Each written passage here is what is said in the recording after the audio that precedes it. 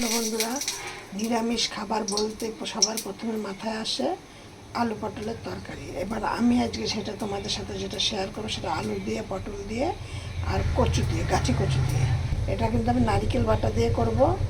এটা নিরামিষ বলতে না, পটল দিয়ে কিন্তু বিভিন্ন রকমের বিভিন্ন আইটেম, হেভি খাবার, মানে পটল একটা দারুণ একটা খাদ্য। এটা দিয়ে অনেক রকমের খাবার তৈরি করা যায়, অনেক কিছু করা যায়।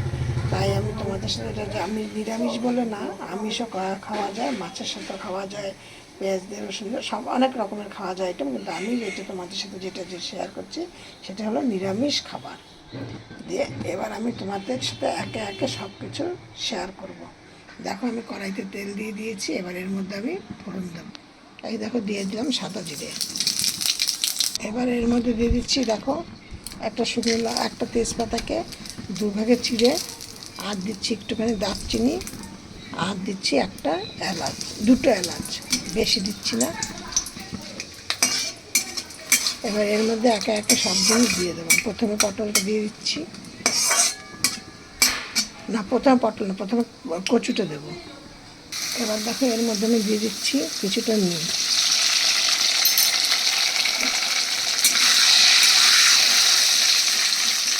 এগুলো কিন্তু আমার বেশ একটু লাল লাল হয়ে এলে আমি এর মধ্যে দিয়ে দেবো পটল।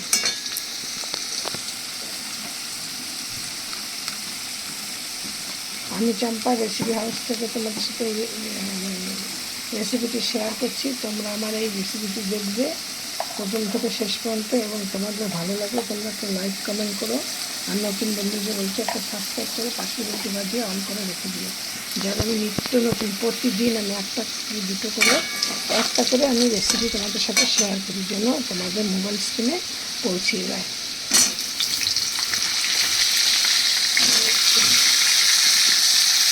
দেখো, আমার পটলগুলো দিয়ে দিয়েছি, পটলগুলো নাড়াচাড়া করছি।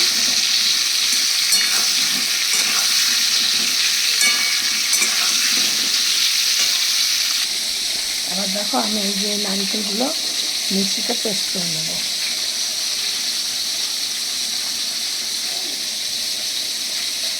প্রথমে নারকেলগুলোকে নিয়ে সেই ইসের থেকে, এই যে পেছনে যে কালো অংশটা থাকে সেইটাকে আমি চেঁচে ফেলে দিয়েছি।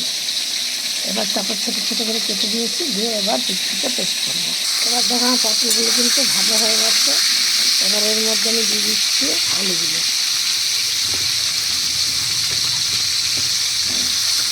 সব ওই একটা একটা করে ভাজা করতে গেলে তেলটা অনেকটা বেশি লেগে যায়।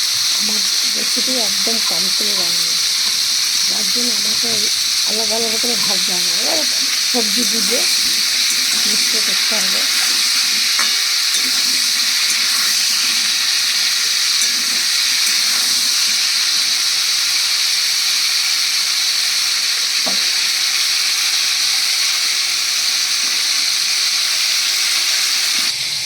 তারপরে এখানে দেওয়া আছে, আমার দেখা এগুলি ভাজা হয়ে গেছে, নরম হয়ে গেছে। এবার আমি এর মধ্যে দিয়ে দেবো এই জিরে, আদা, লঙ্কা আর চিনি আর হলুদ। এইখানে আছে, তাই নিরামিষ যেহেতু তরকারি সেহেতু একটুখানি মিষ্টিতে দিতেই হবে। এবার আমি এর মধ্যে দিয়ে দিচ্ছি কিছুটা জল। যে জল আমি এখানে গরম করেছি, এই জলটা দিয়ে দিই। আর আমি কী দিচ্ছি, এই যাতে এখন তো টমেটোর সিজন না, ওই জন্য টমেটোর উপরে এই ছালটা ঝোলের মধ্যে, তরকারির মধ্যে কেমন একটা লাগে দেখতে, ওই জন্য এই পুরো ছালটাকে তুলে দিয়ে আমি এইটুকু এবার এর মধ্যে দিয়ে দিচ্ছি একটা মিডিয়াম সাইজের টমেটো। এর মধ্যে দিয়ে দিচ্ছি কালারের জন্য কিছুটা কাশ্মীর লঙ্কার গুঁড়ো, এবারে 1 চামচের মতো। আর যেহেতু নারকেল দিয়ে করছি বলে ওই জন্য কিন্তু এটা তোমাদের কম দিতে হবে, হলুদটা একটু কম দিতে হবে। এবার আমি এর মধ্যে দিয়ে দিচ্ছি নারকেল বাটাটা।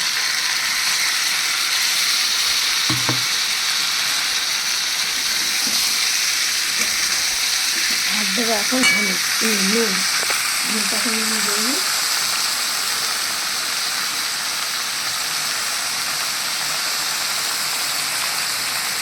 আমরা স্বাদ মতো নুন দেবো।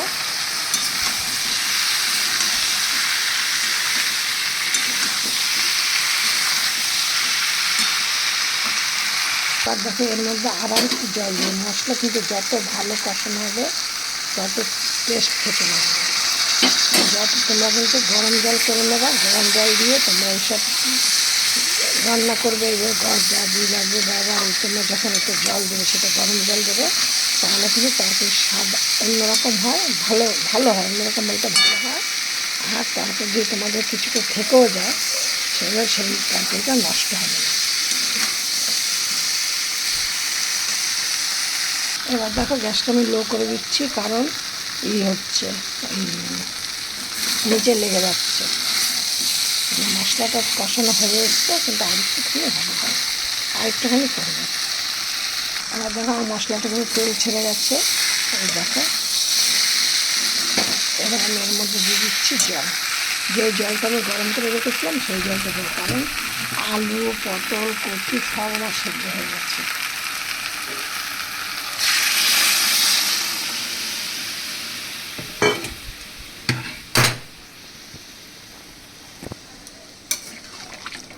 আর এছাড়া আমি খুব বেশি একটা ঝোল ঝোল করবো না।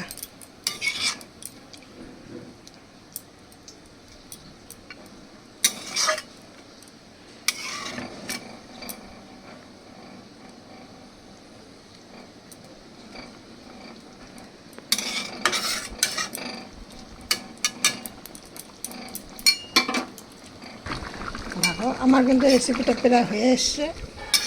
এবার আমি গ্যাসটাকে কমিয়ে দিচ্ছি। কালারটা দেখেছো কি সুন্দর এসছে।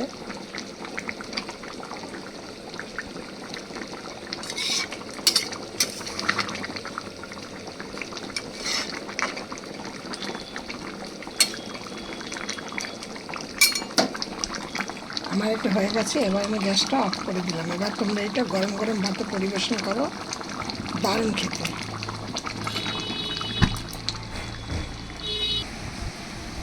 তোমরা এবার এটা গরম গরম ভাতে পরিবেশন করো, রুটি দিয়েও দারুণ খেতে লাগবে।